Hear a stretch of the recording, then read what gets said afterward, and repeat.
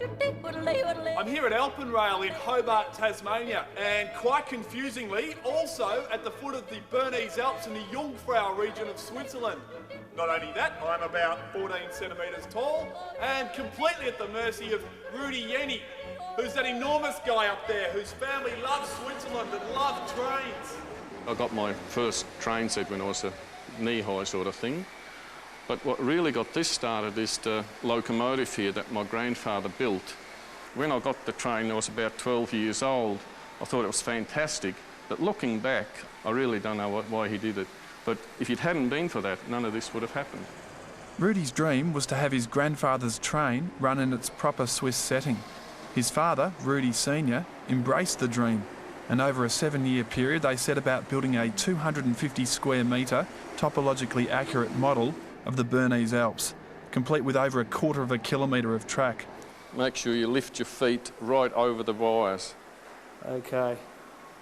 Initially, he was happier with the 10 centimetre high me touring the model than the 194 centimetre version.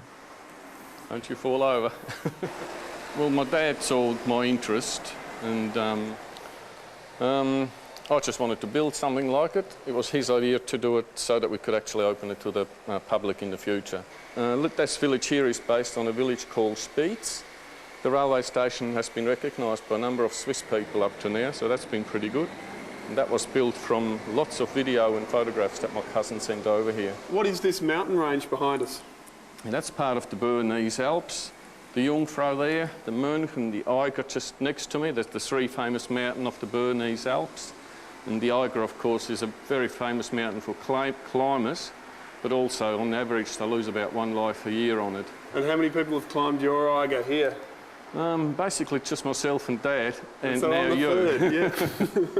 What is this made of? Underneath it all, there's steel frames, Oregon beams across the top, weatherproof particle board, and then a steel reinforcing mesh over it, sort of make 5mm and 10mm bars. Over that a bit of chicken wire, newspaper soaked in wallpaper paste, more chicken wire, and then a sawdust cement mixture, which sort of formed the whole terrain. And then on that we put all this grass, the rock and all the finer details. We actually made rubber moulds from real rock out in the field. And then we took them back, cast this in plaster, and then again my dad did the colouring so to make it look realistic. My dad's a professional artist and I'm a professional engineer, so the two really worked well together.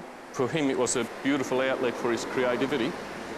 I used to be a road design engineer, so a lot of that information has gone into the railway design.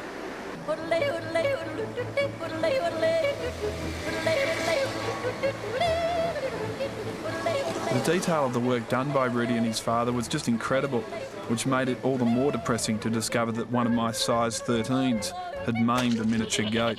It is those big feet. And Rudi used this computer to control the seasons, sort of like God. Almost. The PC runs the whole program from daytime into night scenes with all the nice sunset effects.